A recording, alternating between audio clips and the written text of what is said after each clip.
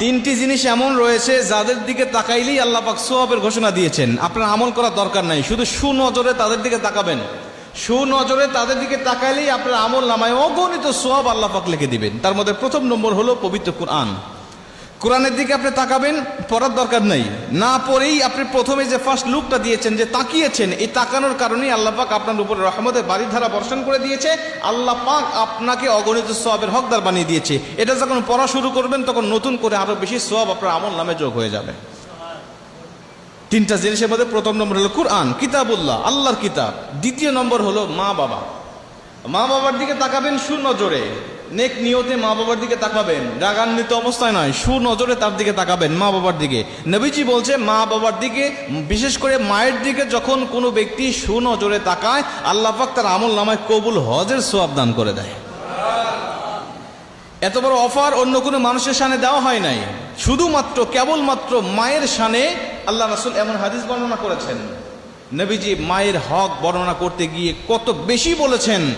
আমরা যদি মায়ের হক নিয়ে আলোচনা করি তাহলে আমাদের একটা সাবজেক্ট চলে আসবে, আমি সেদিকে যাচ্ছি না। তাহলে তিনটা জিনিসের দিকে তাকালে সওয়াব হয়। তার মধ্যে প্রথম নম্বর হলো কিতাবুল্লাহ, আল্লাহর কিতাব। দুই নম্বর হলো মা বাবার দিকে তাকাইলে সওয়াব হয়। তিন নম্বরে নবীজি বলছেন খানায় কাবার দিকে, আল্লাহর ঘরের দিকে যখন কোনো মানুষ নেক নিয়তে তাকায়, আল্লাহ পাক সঙ্গে সঙ্গে তার উপরে কমপক্ষে 20টা রহমত তার উপরে নাজিল করে দেয়। 20টা রহমত তার উপরে নাজিল হয়ে যায়। আল্লাহ পাক অগণিত সওয়াবের অধিকারী, হকদার তাকে বানায় দেয়। ওই চোখ কত ধন্য যেই চোখ সরাসরি খানায় কাবা দেখেছে। ওই চোখ কত ধন্য যেই চোখ সরাসরি আল্লাহর ঘরকে দেখেছে, আল্লাহর ঘর তাওয়াফ করেছে, নবীজির রওজা মোবারক জিয়ারত করেছে। তার থেকে ধন্য ব্যক্তি আর কি হতে পারে? খানায় কাবার দিকে তাকাইলে এত সওয়াব কেন? খানায় কাবাকে আল্লাহ পাক এত মর্যাদাপূর্ণ কেন করলেন? কারণ এটা আল্লাহর ঘর। নবীজি বলছেন যখন কোনো ব্যক্তিকে কবরে রাখা হয়, কবরে রাখার পরে ওর নজরটা যদি থাকে খানায় কাবার দিকে, অর্থাৎ কেবলা দিকে, আল্লাহ পাক তার কবরের আযাবও মাফ করে দেয়।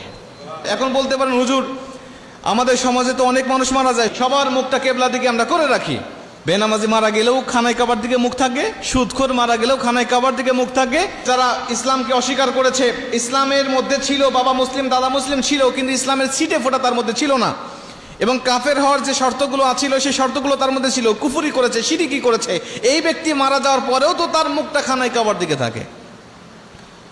নবীজি বলছেন সবার মুখ যদিও খানায় কাবার দিকে থাকে, কিন্তু কবরে যাওয়ার পরে ফেরেশতারা তাদের মুখটা খানায় কাবার দিকে রাখে না। যারা খানায় কাবার সাথে, আল্লাহর সাথে, ইসলামের সাথে যাদের ছিটি ফোটা কোনো সম্পর্ক ছিল না, তাদের মুখটাকে আল্লাহর ফেরেশতারা খানায় কাবার মুখ দিক থেকে ঘুরিয়ে তাদেরকে অন্যদিকে করিয়ে দেওয়া হয়।